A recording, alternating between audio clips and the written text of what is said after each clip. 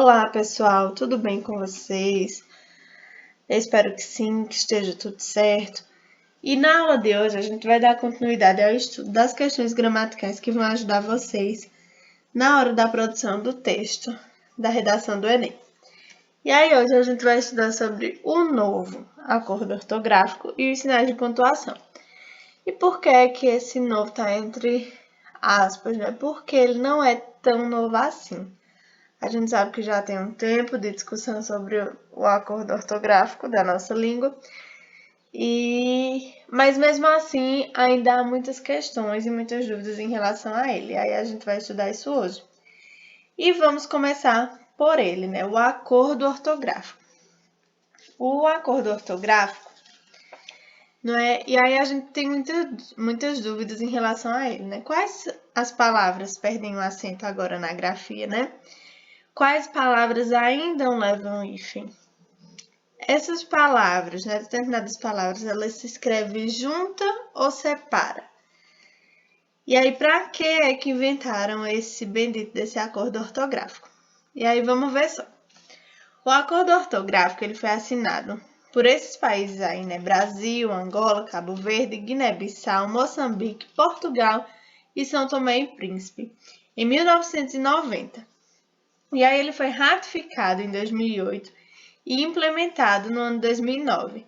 Só que somente em 2016 ele passou a ser obrigatório, né? O uso agora, desde 2006, na verdade, até hoje, a forma correta de escrita do português é de acordo com esse acordo ortográfico vigente. E aí, né, com o intuito de unificar o português nesses países que falam o idioma, foi criado um acordo ortográfico. E aí a gente vai ver o que é que muda, né, em relação a antes. O alfabeto, que antes, né, quem lembra ainda, talvez vocês não lembrem, que antes o alfabeto a gente não contava essas letras, ele tinha 23 letras e depois desse acordo ele começa a contar com 3 letras a mais, que é o K, o W e o Y. Mas isso é mais básico, a gente já conhece esse novo alfabeto. E aí o uso do trema, o trema ele agora passa a ser usado apenas em nomes próprios estrangeiros, como por exemplo nomes alemães que tem uso frequente de trema, e entre outros, né? O trema agora ele passa a ser usado apenas em nomes próprios e estrangeiros. Então, a gente não usa na nossa língua. E aí, a questão da acentuação, a gente tem algumas coisas para pensar. Em relação à acentuação, né? As sílabas, elas se dividem em duas. Podem ser átonas ou tônicas. A átona é quando não há ênfase na pronúncia de uma sílaba. E tônica é quando tem a ênfase na pronúncia da sílaba. A gente costuma dizer que a sílaba tônica ela é a mais forte, exatamente por conta dessa ênfase. E aí as palavras elas são acentuadas de acordo com a posição dessa sílaba tônica. E aí elas se classificam em oxítonos, paroxítonos e proparoxítonos, né? Quando ela é oxítona, a sílaba forte encontra-se na última sílaba de uma palavra. Paroxítona, quando a sílaba forte se encontra na penúltima sílaba. E aí elas são proparoxítonas, quando a sílaba forte encontra-se na antepenúltima sílaba.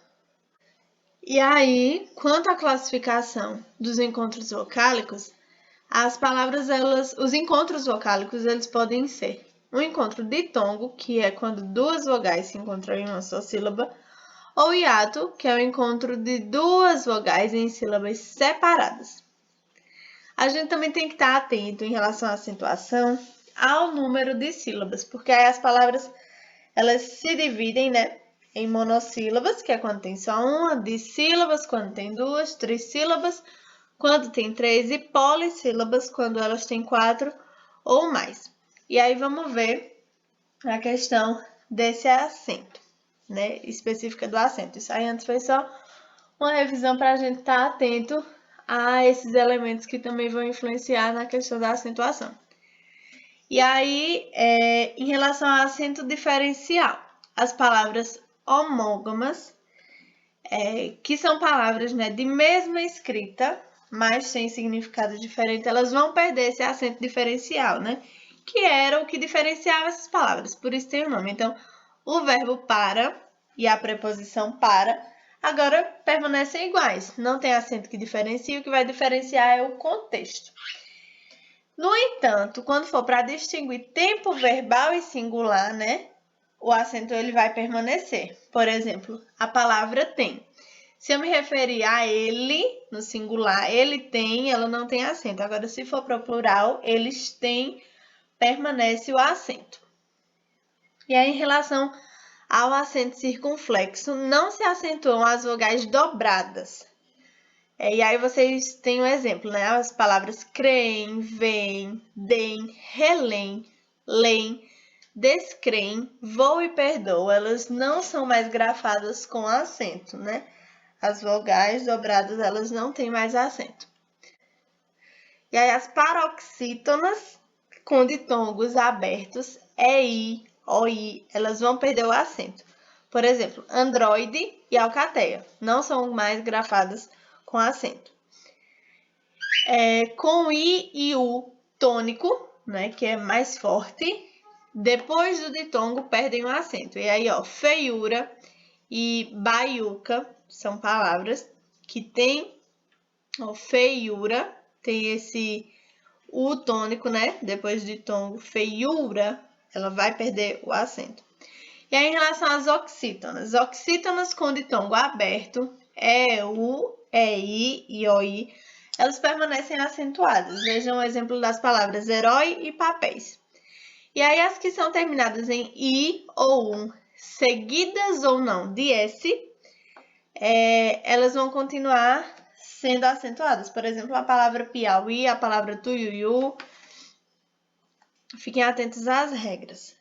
E em relação ao hífen, a gente relembra, né, da regra geral, que diz que se após o prefixo a palavra foi iniciada com a, H, existe o hífen. E aí vejam o exemplo das palavras pré-história e super-homem. Tem o prefixo, que é pré e super, e aí a próxima palavra ela é iniciada com H, né, isso, história e homem, então a hífen.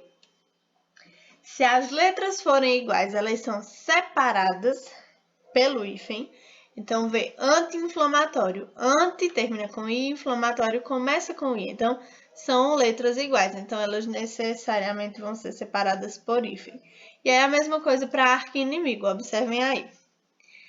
E aqui, se as letras forem letras diferentes, não há hífen, elas são escritas juntas. Então, vê aí, ó.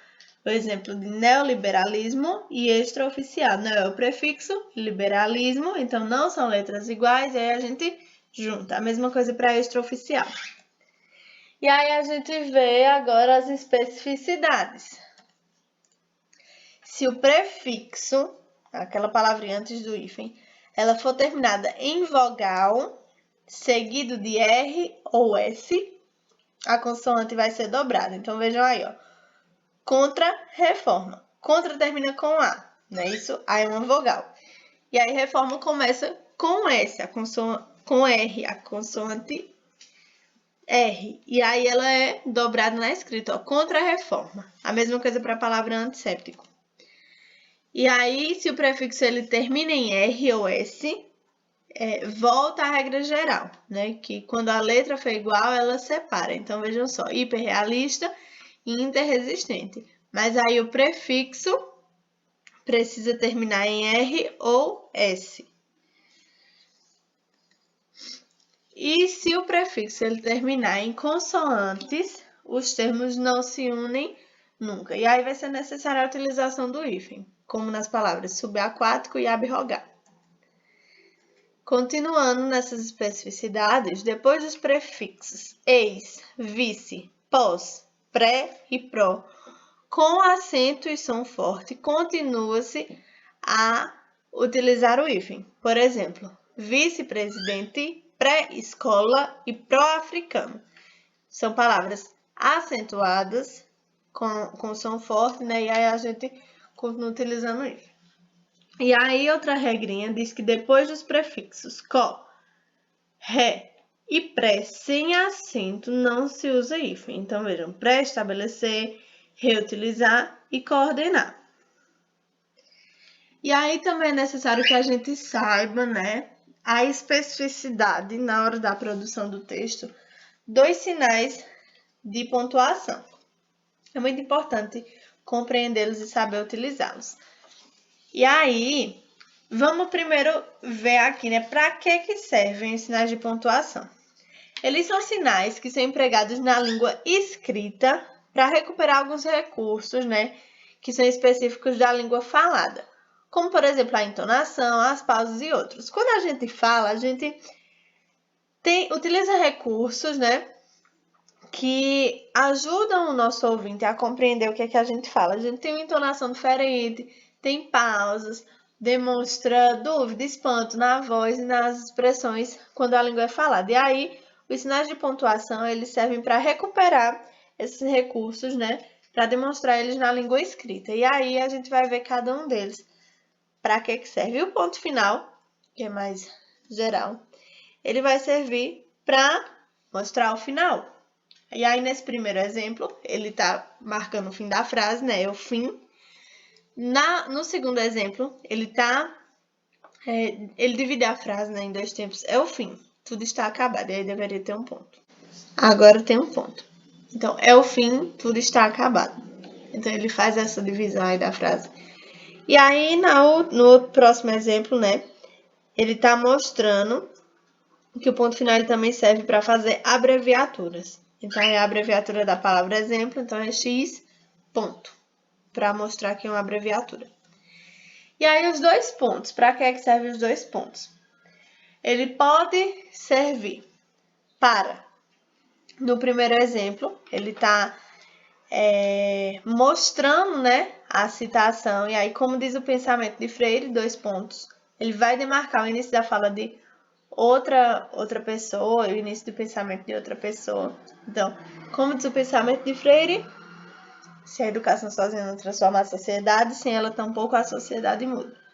E aí a gente vê, no segundo exemplo, a utilização, né, que vai demonstrar, descrever, né, a partir do ponto vai descrever. Os responsáveis são dois, família e Estado. E aí as reticências elas vão servir para demonstrar a incompletude da frase. Vê só nessa primeira. Temos que pensar que a arte e nós da arte somos a resistência.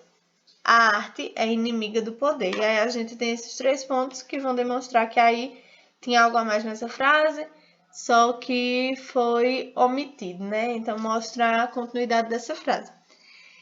E aí no segundo exemplo a gente tem outra utilização do ponto, ó, das reticências. Os agentes são escola, família, governo, e aí mostrar a incompletude também, né? Dizendo que tem mais agentes, tem continuação essa frase.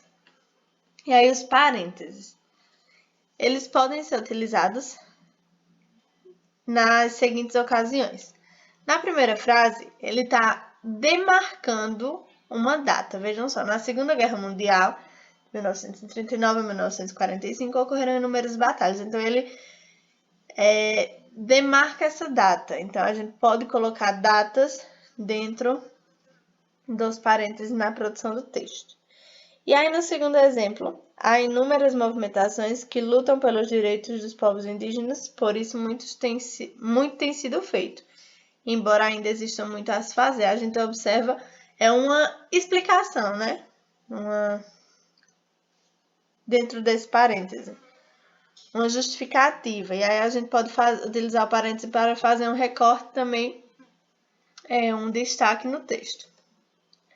E aí a utilização do ponto de exclamação, ele vai demonstrar, né, essa ênfase, essa imperatividade na frase, ó, lutem. E aí a gente compreende. O ponto de interrogação, ele serve para demarcar perguntas, o que, como, por quê.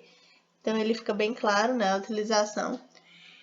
A vírgula, aqui a vírgula, ela pode ser usada, né, ela é utilizada para dar pausas na frase. E aí, a gente vai observar aqui nos exemplos. O BRICS é um agrupamento econômico atualmente composto por 5 países. São esses: Brasil, Rússia, Índia, China e África do Sul. E aí a gente percebe, né, que ela isola, separa esses elementos que são pontuados. Na próxima frase, a gente tem trabalhadores façam barulho. E a gente percebe que a vírgula ela faz essa separação. E aí no próximo exemplo, a casa era grande, o quintal pequeno. Então, a vírgula ela tá aí para demarcar, né, essas pausas nas frases. E aí é importante a gente compreender que não se separam por vírgula. Predicado de sujeito, objeto de verbo, adjunto adnominal de nome, complemento nominal de nome, predicativo do objeto de objeto e a oração principal da subordinada substantiva. O ponto e vírgula, aqui a gente tem 2 exemplos. E aí, ele é utilizado para separar, né, a oração coordenada que tem relação uma com a outra, como a gente vê nesse primeiro exemplo. Os rios estão poluídos, os rios estão mortos. E no segundo exemplo, a gente vê ela servindo para separar a oração coordenada que já tem uma vírgula que separa. Então, 10 professores votaram a favor, 9 contra. E aí a gente vê aqui embaixo, né, a vírgula e o ponto e vírgula em cima. E o travessão, ele vai servir na produção do texto, na hora da produção do texto, para isolar o termo. Ele vai ter o papel, digamos, dos parênteses que a gente viu anteriormente. O planeta tem sofrido devido à grande negligência, falta de cuidado, por parte da humanidade. E aí ele está explicando, né, justificando o significado de negligência, né? Dizendo aí que a negligência é a falta de cuidado por parte da humanidade com o planeta. As aspas, na hora da produção do texto, a gente vai utilizar em 2 momentos. Nesse primeiro exemplo, a gente vê ela aí destacando um termo que é de outra língua. Então, quando a gente usar na hora da produção do texto um termo de outra língua que não seja português, a gente necessita colocar aspas nesse termo. E aí a gente tem, é necessário esperar um feedback sobre o assunto. Feedback não é uma palavra de nossa língua, e aí ele está isolado pelas aspas. E aí, no segundo exemplo, ninguém ignora tudo, ninguém sabe de tudo, todos nós sabemos alguma coisa, todos nós ignoramos alguma coisa. Por isso aprendemos sempre. Essa é uma fala de Paulo Freire, e aí as aspas também podem ser utilizadas para destacar citações, frases que não são nossas no texto. E aí é isso, pessoal, de hoje. Vai ficando por aqui. Semana que vem a gente tem outra aula, estamos nos aproximando do final. Eu espero vocês lá. Tchau, tchau!